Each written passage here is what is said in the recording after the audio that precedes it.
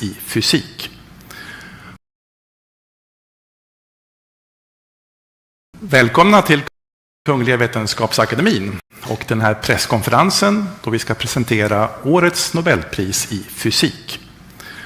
Welcome to the Royal Swedish Academy of Sciences and this press conference where we will present this year's Nobel Prize in Physics. We will keep to our tradition and start in Swedish and then continue the presentation in English. And you are of course welcome to ask questions later on in either language. Jag heter Hans Ellegren och är ständig sekreterare här på Kungliga Vetenskapsakademin. På min ena sida sitter professor Olle Eriksson, ordförande för Nobelkommittén i fysik.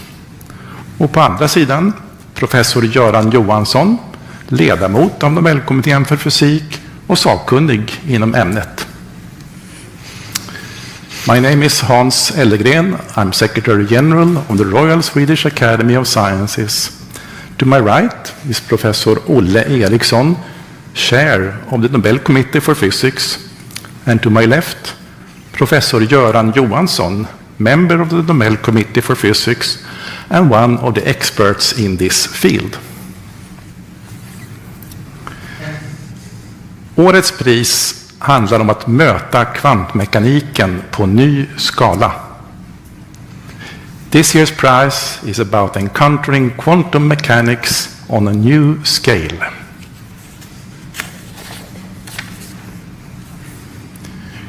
Kungliga Vetenskapsakademin har idag beslutat att utdela 2025 års Nobelpris i fysik till John Clark, University of California at Berkeley, USA, Michel Devoré, Yale University och University of California at Santa Barbara, USA, och John Martinis, University of California, Santa Barbara, USA, för upptäckten av makroskopisk kvantmekanisk tunnling och energikvantisering i en elektrisk krets. The Royal Swedish Academy of Sciences has today decided to award the 2025 Nobel Prize in Physics to John Clark, University of California at Berkeley, USA, Michel Devoré, Yale University and University of California at Santa Barbara, USA, and John Martinis, University of California at Santa Barbara, USA, for the discovery of macroscopic quantum mechanical tunneling and energy quantization in an electric circuit. Professor Eriksson will now give us a short summary of the prize. Please. This year we celebrate the centennial anniversary of the discovery of quantum mechanics and the seminal publication of Werner von Heisenberg. This is a theory of the microcosmos, that of atoms and electrons, and there's no advanced technology used today that does not rely on quantum mechanics and quantum physics. Examples are easy to find in the room: mobile phones, computers, cameras, and the fiber optic cables that connect our world. Quantum mechanics stands on several pillars, most prominently the energy quantization and the quantum mechanical tunneling phenomenon. This year's Nobel laureates have shown experimentally in studies published in the mid-1980s that quantum mechanical effects are found in new vistas outside of the realm of the microcosmos, hence embracing macroscopic objects. Thank you, Olle. And Professor Johansson, can you give us a more in-depth presentation of this year's prize? Yes, thank you.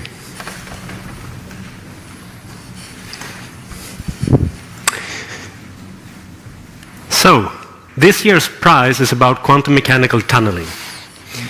This is a quantum mechanical effect that was discovered soon after Erwin Schrödinger published his famous wave equation in 1926, almost exactly 100 years ago. Soon after it was published, solutions were discovered where a particle could penetrate a classically impenetrable barrier. So to the left here, you see that exemplified by a wall, and the little boy throwing a classical ball onto the wall. It always bounces back. However, quantum mechanical particles can sometimes appear on the other side of this classically impenetrable wall, and it is as if it dug a small tunnel through the barrier. Hence the name. Soon after tunneling was discovered, it was also discovered that it's not only an astonishing theoretical prediction, it also has practical implications in the subatomic world. So to the left, you see a big nuclei, lots of protons and neutrons, and so-called alpha decay of this nuclei can be explained by the fact that the alpha particle, 2 neutrons and 2 protons, is bound, it's part and bound to the nucleus by a barrier. And classically, it would never ever leave the nucleus. However, due to quantum mechanical tunneling, it can appear outside of the nucleus, and thus you have radioactive decay. And the fact that it's quantum mechanical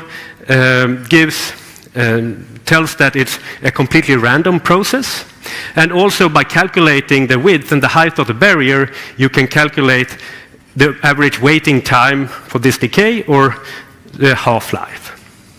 So, we understand that quantum mechanical tunneling is important in the subatomic world.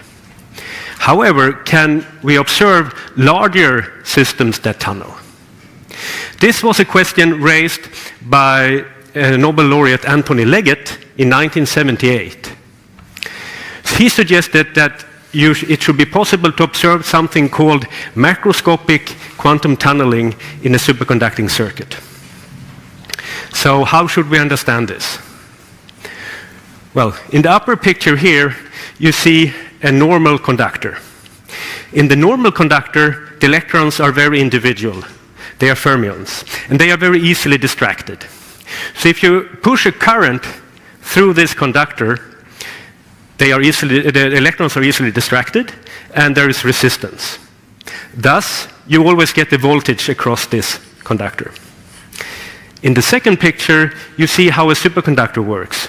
Here, the electrons take each other 2 and 2 by the hand, and then it's much harder to distract them. So then they can lead a current without any resistance at all, so there is current without any voltage, a supercurrent. In the lower picture, you see another example. You see also an illustration of how this works. It's actually so that all of the Cooper pairs lose their individuality altogether, and they all condense into one macroscopic state. So it's one Cooper pair condensate, which is determined by one macroscopic wave function or a superconducting order parameter. And you see there is a small gap between the two conductors in the lower picture, and that's a so-called Josephson junction. So in 1962, Brian Josephson predicted that you can, even if there is a small weak link or a gap in the conductor, you can still have a supercurrent. And he derived simple equations for how the current and the voltage in this junction relates to the macroscopic wave function on the two sides of the weak link. And from his description, you can do the following. If you push a current through the Josephson junction, it can then appear in two different states. One without the voltage, and one with a measurable voltage. And the switching between the zero voltage state and the state with the voltage is, there is a barrier in between. And by detecting how this switching occurs between the zero voltage state to the voltage state, this is how our three laureates managed to prove that there is macroscopic quantum tunneling. So, to the left you see an illustration of macroscopic quantum tunneling. So our three laureates positioned, they push a current through the junction, and it was in a state so that it should not classically be able to switch. And yet it switches from the 0 voltage state to the state with the voltage. Although classically you see that it cannot switch. And if you're a physicist, you might realize that the smoking gun evidence for this macroscopic quantum tunneling are when the black dots here deviate from the diagonal line. That's where macroscopic quantum tunneling dominates. So the three laureates, so this breakthrough experiment was performed in 1985 at Berkeley, and the group leader, John Clark, had long experience of working with Josephson junctions. John Martinez was his senior PhD student at the time, and Michel Devoré was a postdoc coming from Saclay outside of Paris, with experience from low-temperature physics, but not with Josephson junctions, molecular solids. So this trio did not only do this breakthrough experiment, they also did another breakthrough experiment the same year. So the name quantum physics comes from the fact that atoms absorb and emit energy in packages, so-called quanta. And by irradiating the Josephson junction with microwaves, they could verify that this macroscopic object absorbs energy in a quantized way. So there are quantized energy levels. So, yes, I just want to mention also that in this system of the Josephson junction, there are billions of Cooper pairs. So it's really a macroscopic object in that sense. Okay, so this might sound a little bit abstract. However, this is a sketch of this experimental setup coming from John Martinez's PhD thesis. So you see the scale bar to the right, 1 centimeter, and there you see the silicon chip with superconducting wires, and the Josephson junction is exactly where the two wires meet. You apply the current to the left at the power connector, and then you measure the voltage at the same place. And when you radiate with microwaves, you do that in the microwave contact on top.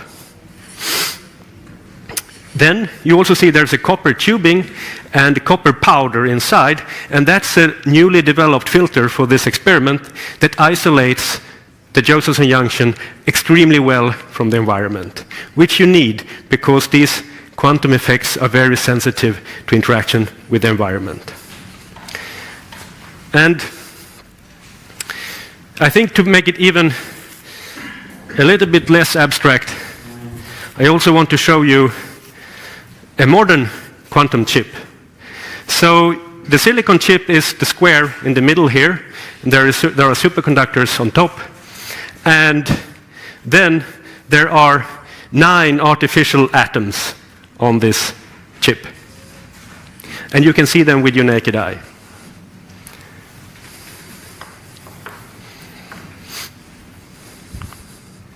So, the three laureates has established, so the picture illustrates how they have taken quantum tunneling and quantum physics from the subatomic world onto electric chip.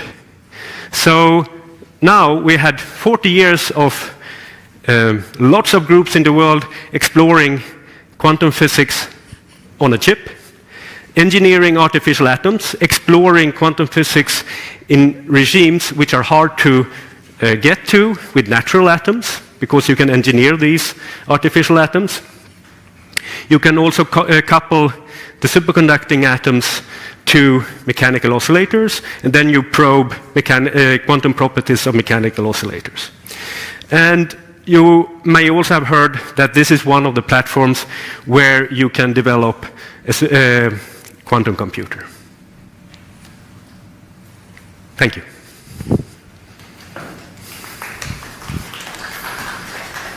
Thank you, Göran. Do we have Professor Clark with us on the phone? Yes, you do. Good morning, Professor Clark, and congratulations to the Nobel Prize in Physics. Thank you so much. Was this a surprise to you? So, to put it mildly, it was a surprise of my life. Okay. And I'm very sorry my two colleagues are not with us. But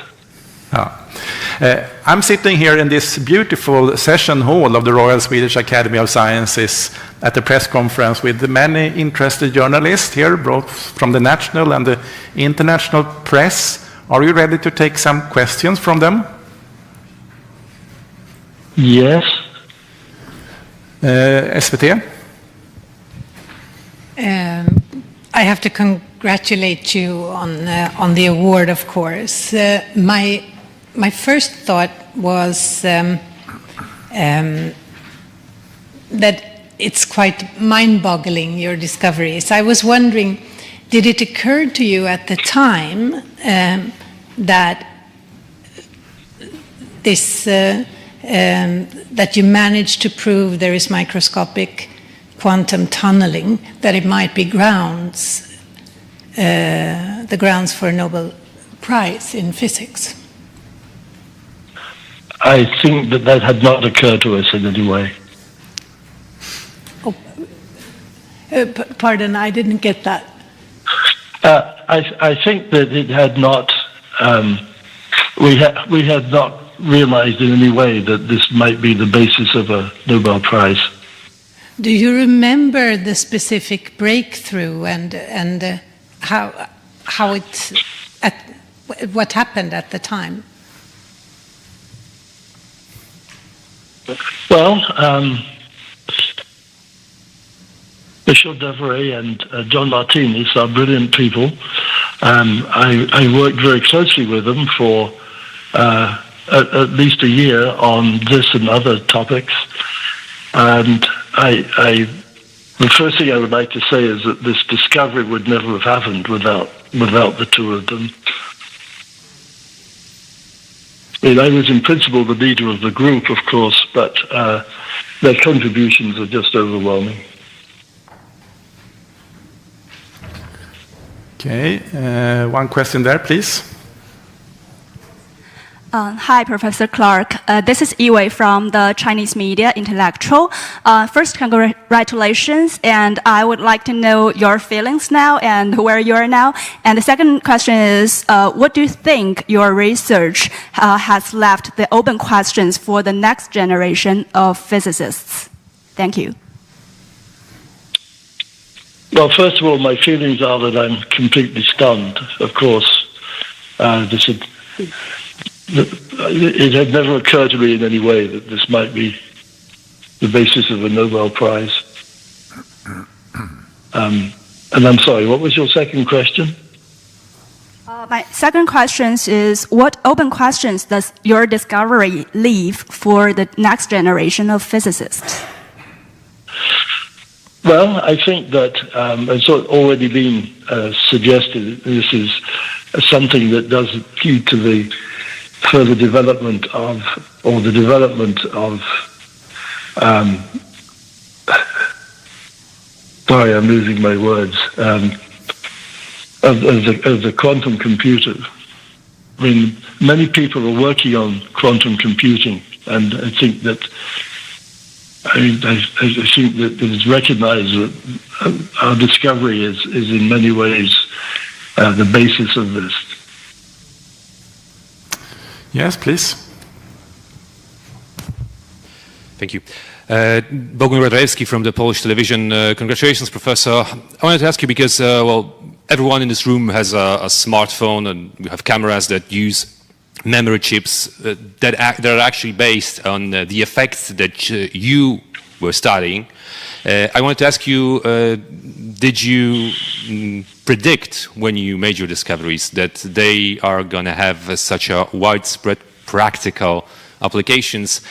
And what do you think is going to be the next step in that regard? It certainly had not occurred to us in any way that this discovery would have such a significant impact. And we were buried in understanding the physics and the calculations that went into this. And it was very much following up on this brilliant work by Tony Leggett, who of course also subsequently won the Nobel Prize. Also, I would like to say that I knew and still do know Brian Josephson very well. He and I were colleagues as graduate students together in Cambridge all those years ago. And I recognized that he was much more brilliant than I was. And I think that he and Tony will also be very thrilled that, along with Michel Devereux and John Martinez, we won the Nobel Prize. Mm-hmm. I'm not sure that I answered your question, but... More questions? Yes, please. Thank you. Congratulations, Professor Clark. My name is Yan Nanzhu from Mr. Salon in China. And my question is, quantum phenomena are universal. So where exactly is the boundary between the classical and quantum worlds? Thank you.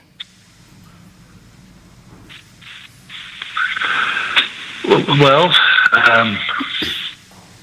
I think that the real difference is that the quantum world depends on quantum mechanics, which, as someone commented earlier in this discussion, quantum mechanics was discovered many years ago now by Schrödinger, almost 100 years ago.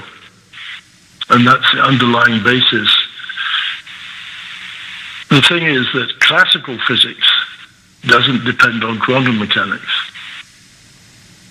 But it's really this discovery by Schrödinger almost a century ago that is the sort of underlying basis of all of this work and of quantum mechanics. Mm-hmm. I'm Anneli Megner-Arn from Swedish TV4. Congratulations. I wonder what connections you see between the quantum computers and your discovery. Well, I think that our discovery in some ways is the basis of quantum computing. Exactly where all this fits in is not at this moment entirely clear to me, but I think that this is what it. Excuse me a second. I think that I think that the basis of quantum computing relies to quite an extent on our discovery, but our discovery, as I said, also depends on many other people like Brian Josephson and Tony Leggett.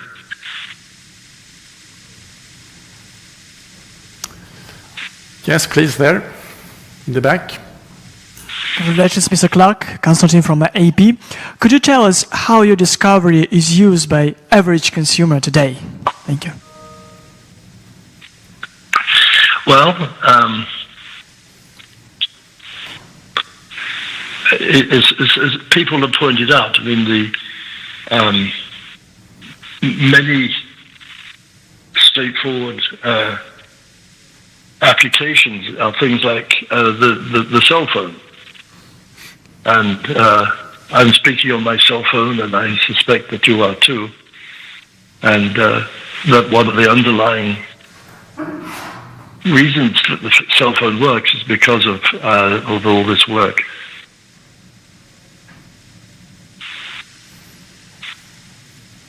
And of course other applications too, but I think that the most common one, I mean, almost everyone has a cell phone in the modern world. One last question. Congratulations, Professor Claude. I have one question. Thank you. I'm also an experimentalist, and now we say this superconducting qubits and the neutral atoms and trapped ions are both good candidates for supercomputing in the future. Which one you think is most strength in the future? Sorry, could you repeat those again, please? So my question is that for the moment we know that for superconducting qubits and neutral atoms, like cold atoms, and also ion trap, so they also show a very good candidate for the future superconductor. So which one do you think that is most appropriate for the future that we will use? I'm sorry, I don't quite understand that.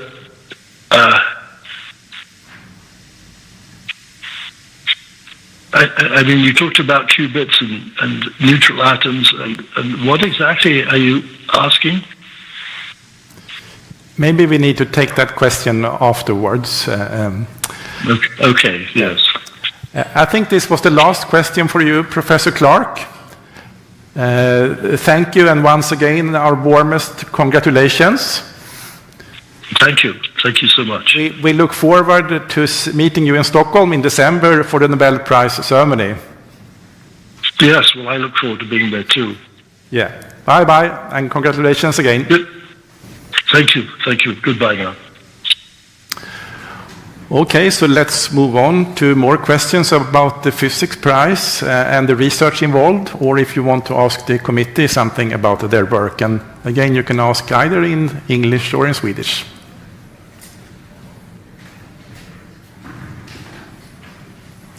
Yes, please. Thank you.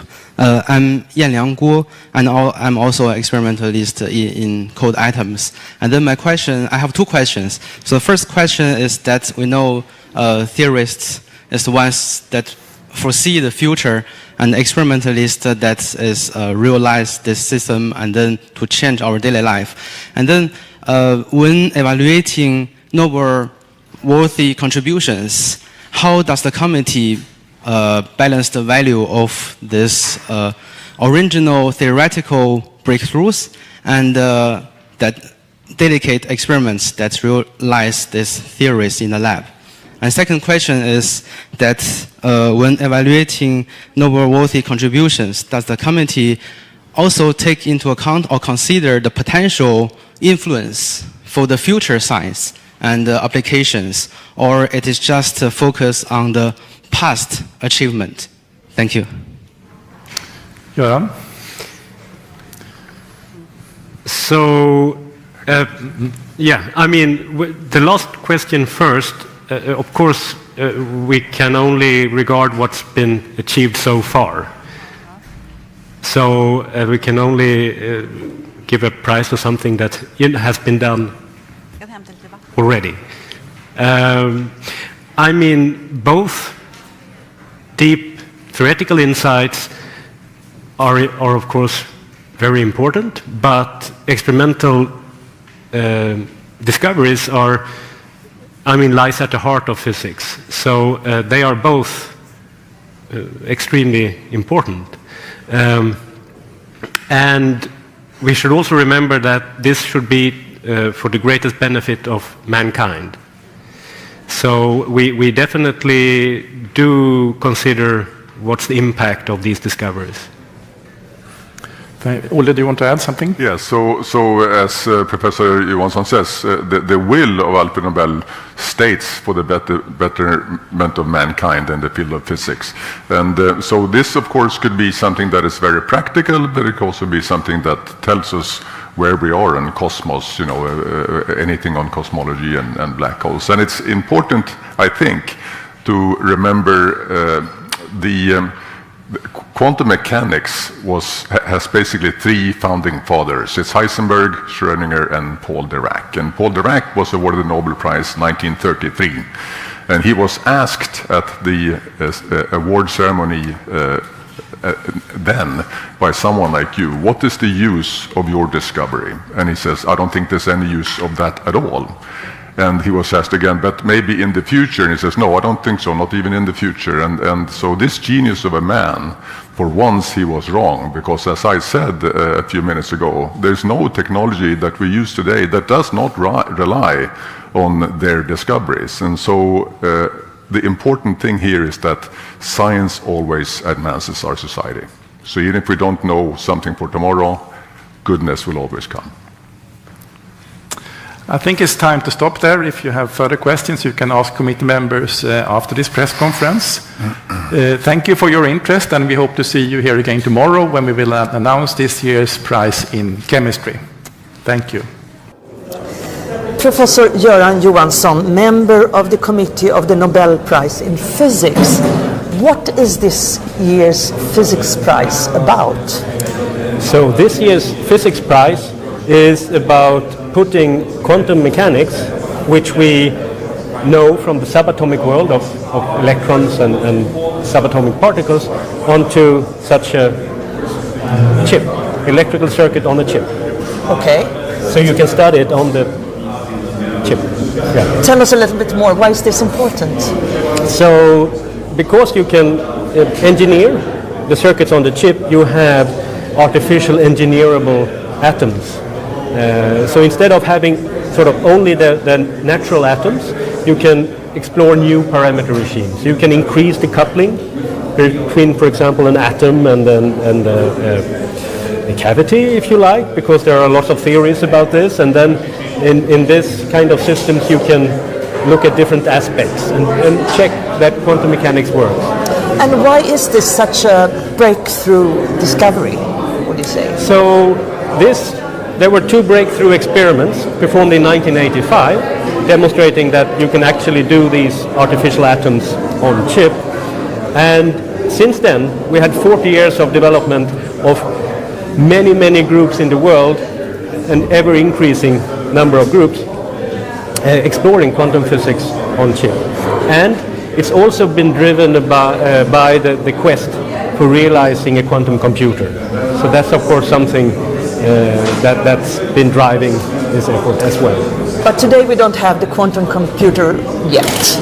No, there are small quantum computers, both made with this type of technology, but also with other, with this type of technology, but also with other types of technologies. But they are not big enough, and they are not good enough to actually be useful yet. So what is this technology useful for today? Where can we find it in our everyday lives? So today you don't find it in your everyday life, but it's really an discovery that opened up our understanding for how that quantum physics can appear also on this scale. I mean, you can actually see there are 9 artificial atoms there. Do you Yeah, I see it. Yeah. You can show it to the camera. Yeah. So so that's on that silvery surface there. And if you should tell us a little bit about the laureates, do you know them? Yes, I've met them, all 3 of them, and I work in the same field. John Clark, he was really surprised when Hans Ellegren phoned him. So you heard the call? I heard the call, yes. And it was really delightful to hear his surprise, and he was of course also very happy, yes. And tell us about them. Well, Who are they? I talked to him, and he is a friend of Brian Josephson, as he mentioned. So he really, this connects to the prize to Brian Josephson in 1973. I think that's it's really an interesting connection. And the other 2 laureates? Michel Devoret. So he is a Frenchman. So he got his PhD in Paris. Then he joined Saclay, what we today call CEA Saclay, outside of Paris. And so there, after this 85 breakthrough experiments, he started a group that really made efforts on he really developed this type of quantum physics in electronic circuits. And then we have John M. Martinez. And John Martinez, so he spent time at NIST in Boulder, and then he moved to Santa Barbara. And maybe you heard that he also led a group at Google developing a quantum computer. But all this happened in the mid-80s. These breakthrough experiments happened in the 80s. And exactly. Why now? Why the prize now? I think that now it's clear that this really inspired so much work, and it opened up our horizons so much that it's really for the best of mankind. And finally, if you would explain this prize in 30 seconds, what would you say? I would say that this really brings the quantum physics from the subatomic world onto this chip. So I think that's it. Thank you so much for explaining this to us.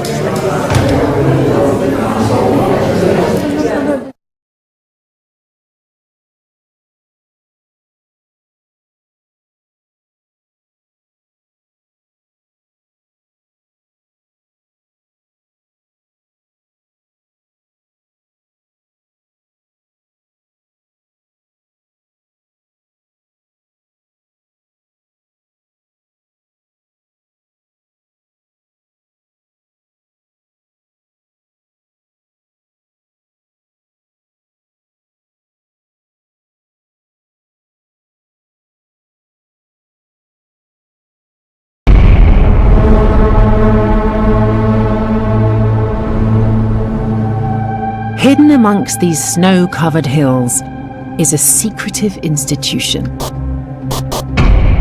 Home to a revolutionary machine that can harness physics so strange it sounds like magic.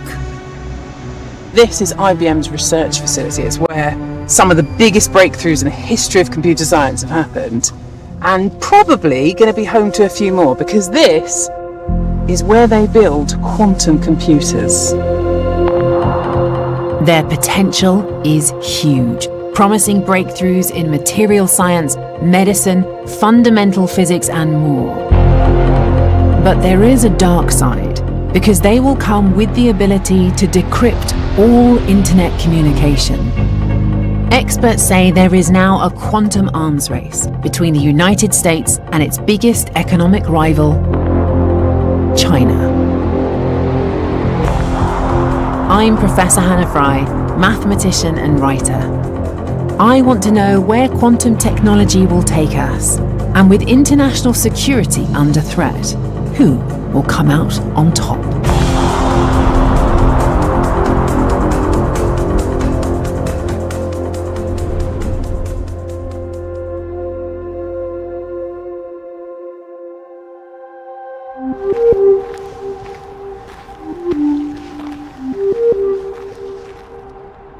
This is the research headquarters for one of the oldest companies in tech, IBM. They've been inventing new computing technology here since the 1960s.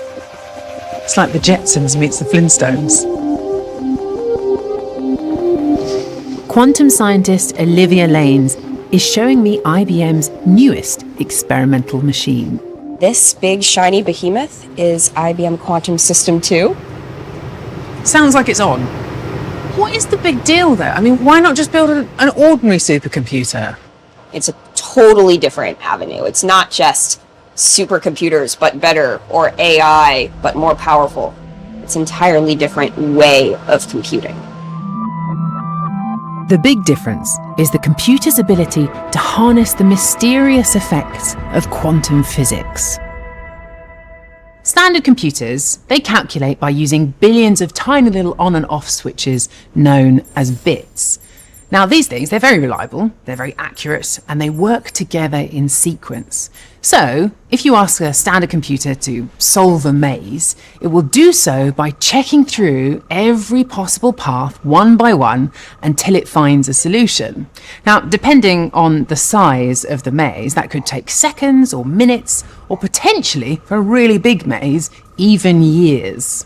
A quantum computer, on the other hand, works a little bit differently.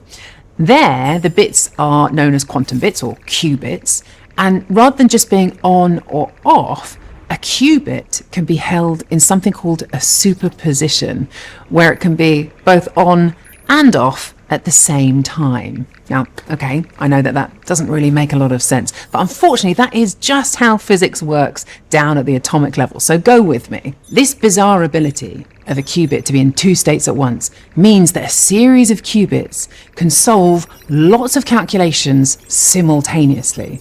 And so, if you ask a quantum computer to solve a maze, it means it can consider all possible routes at once, giving you the answer in an instant. It could allow a quantum computer to complete in minutes computations so complex that it would take today's supercomputers millions of years. But that's not the only reason they're a game changer for science. I think what it really comes down to is that nature is quantum mechanical.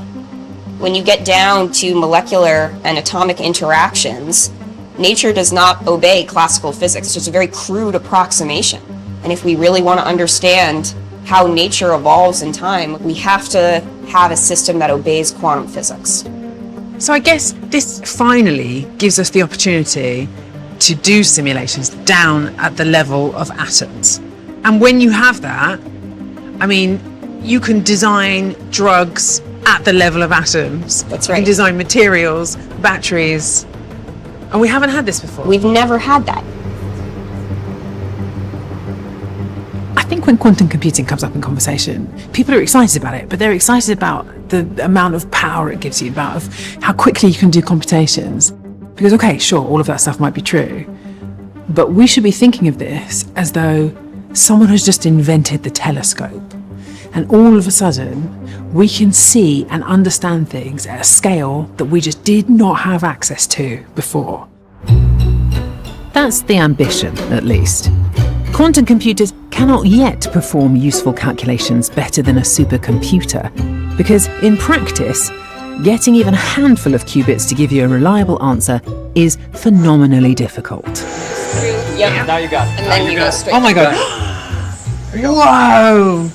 This is IBM's lab where they test out new hardware, a place where we can see the guts of the machine. Oh, that is extraordinary.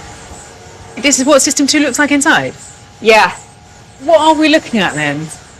I think a lot of people have a slight misconception and they see, you know, this whole gold shiny thing and they think this is a quantum computer. That's actually not true. This is the quantum computer.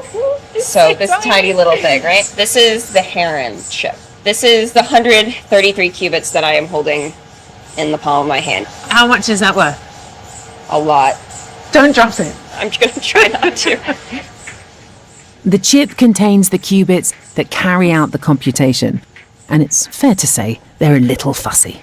We're trying to change the energy state of the qubit between 0 and 1 in a very controlled way. So any type of outside energy that might change it slightly in a way, except for what we're trying to do, will break your algorithm and give you the wrong answer. Outside energy includes any heat. To preserve the delicate quantum state of the qubits, the chip must be kept extremely cold. This tangle of gold-plated pipes and wires is in fact a cooling system that chills the chip to just above absolute zero. For comparison, the cosmic microwave background in space is way warmer. That's orders of magnitude warmer. Oh my goodness. So it is the coldest thing in the known universe. Which is incomprehensibly cold. But these guys like it. They like it. Focus on your work. Stop paying attention to any of the energy around you. That's right. IBM say they'll unlock quantum's full potential by 2033. As you can imagine, it's been an expensive endeavor. Do you have any idea how much IBM will have spent on this quantum program? We haven't broken out, but I think it's fair to say it's like obviously many billions of dollars of investment. You know, our company spends close to $7 billion a year in R&D, right? And today, in our world of technology, if you're not investing at that scale, it's very hard to be a global leader. But you do have competition, right? How much are you looking over your shoulder at what everyone else is doing? We pay keen attention, right, to the entire ecosystem. But look, we take the perspective, because we've been sort of leaders and pioneers of this field, is that we want an industry. Like, we don't want to be, alone on this. How much do you collaborate with other companies there, like Google and Microsoft, who are also in this space? We collaborate a lot externally. For us, collaborating on this is like at the heart of making an ecosystem. It's back to the idea of creating an industry. Do you collaborate with Chinese companies as well? No, we do not. Oh, go on. Well, I think we acknowledge the fact that in this technology, in quantum, right, but we're seeing it happen, by the way, in other areas like semiconductors and so on, there is not only a big economic dimension, but there's a big national security implication as well. Quantum falls squarely within the category of like sensitive technologies from that perspective. How important is it for the US to be the leaders in this? It's critically important. I think that is recognized in a bipartisan manner.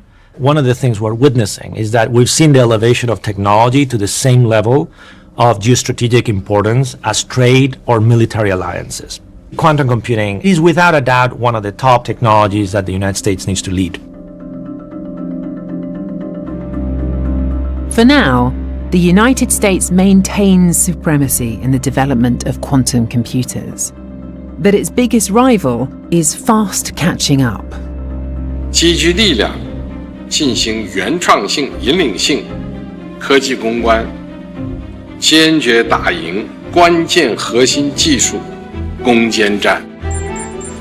China are betting big. They've invested over $15 billion, more than 3 times any other country. They have dozens of new research institutes committed to quantum and hold more than half of all patents in quantum technology. Hey! Hi there. How are you doing? Security expert Anna Puglisi has been advising the US government on how not to fall behind. China really does view science and technology as a national asset. It talks about not just leading, but dominating in these key areas. Does the US not see science as a national asset as well? I don't think we have the same kind of comprehensive strategic plan that brings together all facets of society and really has that longer term investment. What we are facing is it's not an even and level playing field. Our researchers are essentially up against the funding of a nation state. What are we talking about here in terms of the magnitude of difference of funding? Some examples that folks have given me is, okay, I have a lab. I have 5 to 6, maybe 4 to 6 graduate students in my lab at any given time. There, the equivalent labs have 50, 100 graduate students or postdocs. The US is hitting back. I've made sure that the most advanced American technologies can't be used in China.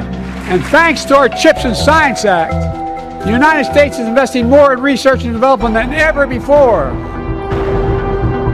Whoever is the first to realize the potential of quantum computers will wield incredible power. But it's a double-edged sword, because a world with quantum computers could be a world without secrets.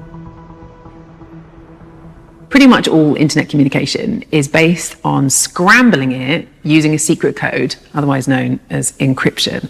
And a lot of it uses a very clever mathematical trick involving prime numbers. What we do is you take 2 prime numbers, let's say 17 and 31, and then you multiply them together to give you a code, in this case 527. Now that bit is very straightforward, very easy for computers to do that, multiply numbers together. What is much harder is if you only have the long number, working out what those 2 secret primes were. The only way that you can do this with classical computers is by checking through all the prime numbers just to see if they work, one after the other after the other.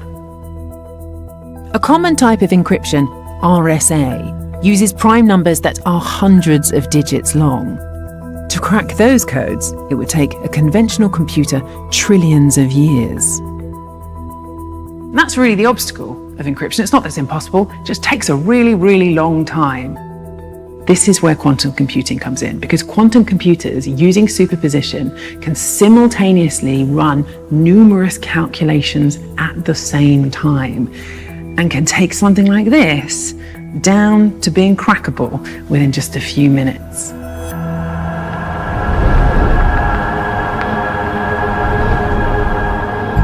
It means that encrypted data could be hacked in no time. Few are more afraid of a mass global data breach than the banking industry. Dr. Philip Intelura is head of quantum technology at HSBC. We process £3.5 trillion worth of payments every year. So cryptography is a big deal for us. How much of a catastrophe would this be if people just sat back and did nothing? Well, ultimately, you're going to have customers' accounts being breached, which means things like identity theft and fraudulent transactions. Money being stolen. Money being stolen. That's then going to roll into financial losses. Customers will lose money, the banks will lose money. But I think ultimately the biggest risk of all is the element of trust. If customers can't trust their bank to keep their accounts and their money secure as well as their data, then it's kind of an existential risk. Yeah, I mean, that is a fundamental part of banking. Can you be absolutely sure that this hasn't happened already? I mean, okay, if I had a quantum computer, I could read everything. I'm not sure I would tell people about it. No, you probably wouldn't. I think it's very unlikely that anyone's got a quantum computer powerful enough right now to do this, but there may be something called a store now, decrypt later, or harvest now, decrypt later type of attack. And this is kind of the idea that state actors or malicious entities right now can start intercepting our data and storing it and just keeping it ready for the point in time when a cryptographically relevant quantum computer arrives. Are we talking about national security concerns here? Is that ultimately where the big worry is? That's probably the number one area that we should be concerned about, because state actors are most likely going to target national security kind of infrastructure to scrape and decipher information. State secrets will be uncovered. You'll know who all the spies are. You'll know who all the spies are. If you suddenly lose that secrecy and that security, then it causes all sorts of vulnerabilities on a personal level, on a national level, from a security perspective, from a commercial perspective. And so, this is a big deal. HSBC say that doing nothing is simply not an option. The bank has been testing a way to secure its data against an attack from quantum computers. Internet data today is sent by laser pulses in an optical fiber. This is Dr. Andrew Shields, head of quantum technology for Toshiba. In general, fiber networks are very secure, but they are vulnerable to tapping. If I introduce a small bend into the fiber, you can see some of the light is now leaking out.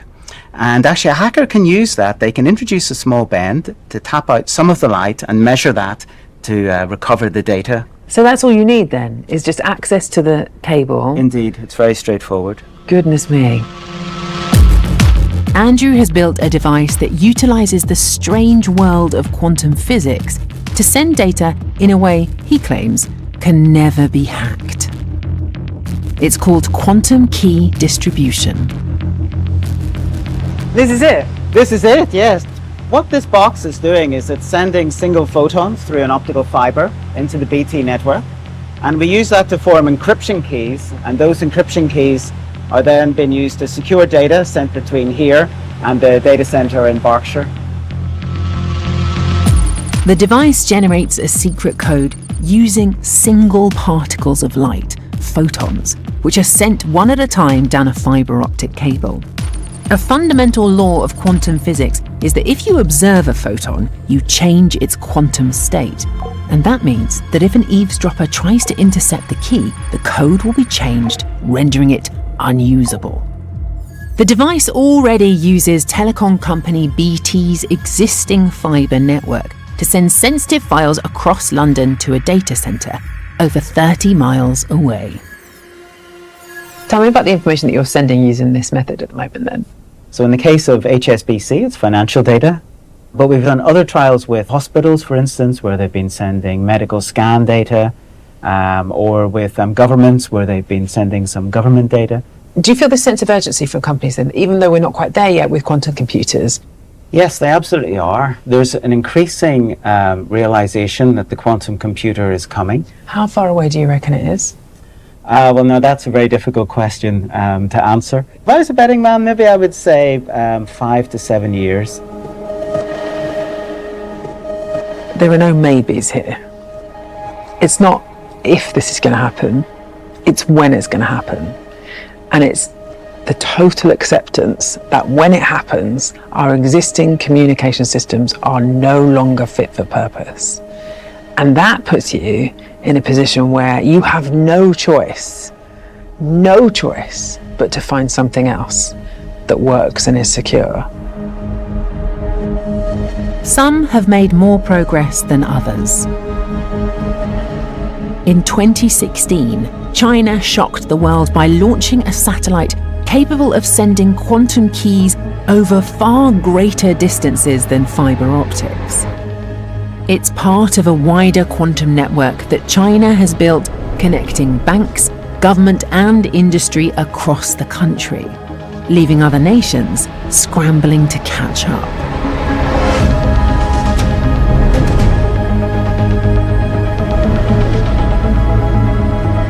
On the gleaming streets of Singapore, the quantum revolution has found fertile ground. Scientists here want to build an unhackable network that can be commercialized, so anyone can use it. Professor Alexander Ling runs the Center for Quantum Technologies at the National University of Singapore, a government-funded group of scientists working on all sorts of quantum technology. They told me that I would get to see some nano satellites. Okay. I think this is even more nano than I was expecting. This is over 200 times lighter than China's quantum satellite. Okay, tell me about the experiment then. What's the big aim? The big goal over here is we want to build a global network where we can actually distribute quantum signals around the world. We can distribute quantum signals using optical fiber, except that there's a distance limit to it. We can't repeat those quantum signals. So we think that if you have satellites with optical fiber networks, you can actually build a more comprehensive network around the world. So then when you send up a rocket, you presumably have like a number of these, you sort of put them out where you want them to be. Yes. What we're doing in Singapore is to test whether similar technology can go on much smaller satellites. You can imagine that if it works, you can have a fleet of smaller satellites that's more cost effective, and that makes the deployment of such a system more likely. His plan is to fire single photons into space and back again via a network of satellites and telescopes. These quantum keys would provide unhackable global communications.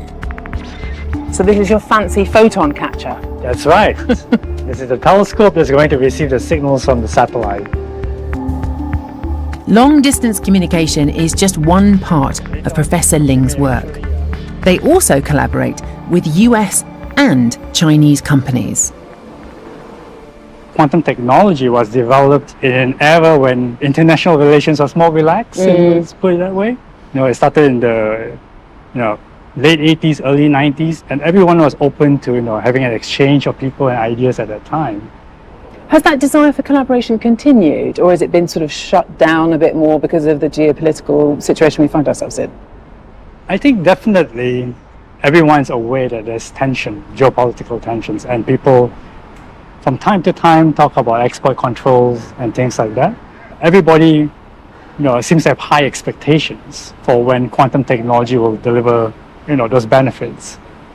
If you come in with controls too early, before a lot of the problems are worked out, you are probably going to be pushing the date of deployment, the date when you see those benefits, much further into the future. And kind of squashing the innovation as it's happening. That's right.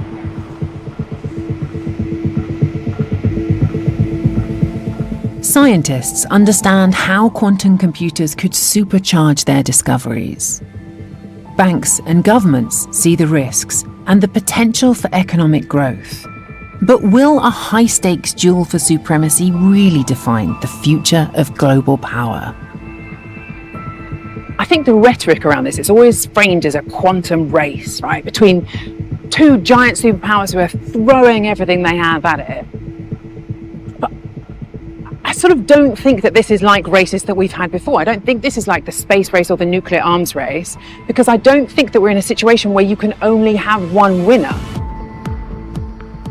The quantum future is about building a scientific tool that allows us to see and understand the universe down at the level of atoms in a way that we have just never had access to before.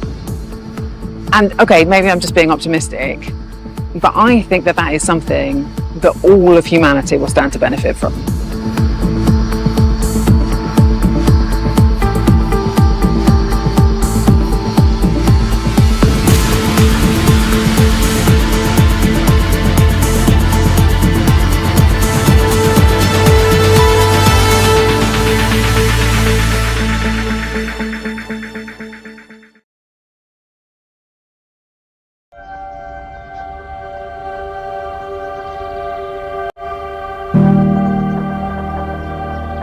She looks so human.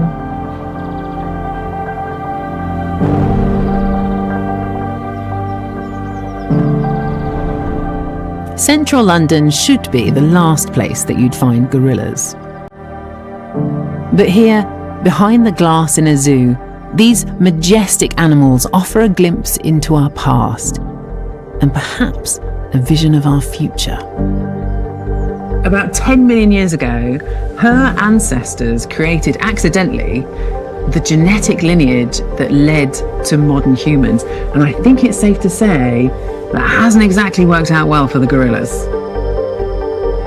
As human intelligence evolved, our impact on the world has left gorillas on the brink of extinction. It's a metaphor that researchers of artificial intelligence call the gorilla problem. It is a warning about the risks of building machines that are vastly more intelligent than us. It's about superhuman AI that could take over the world and instead threaten our existence. That warning hasn't stopped companies like Meta, Google, and OpenAI. They're trying to build computers that surpass human intelligence in every domain. They claim it will solve our most difficult problems and invent technologies that our feeble minds cannot even conceive of. I'm Professor Hannah Fry, mathematician and writer. I want to know if superintelligent AI really is just a few years away. And just as we almost killed off the gorilla, could advanced AI pose an existential threat to us?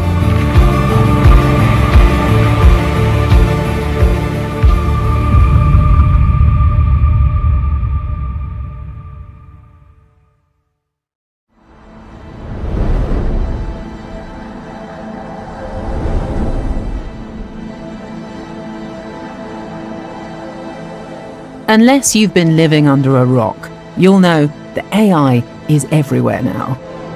That it's not just about touching up photos and chatbots. You can use it for an incredible range of stuff. For preventing tax evasion, for finding cancer, for deciding what adverts to serve you. The explosion of AI tools are all examples of narrow artificial intelligence. Sophisticated algorithms that are extremely good at a specific task. But what companies like OpenAI and DeepMind are trying to do is to create something known as artificial general intelligence, a machine that will outperform humans at everything.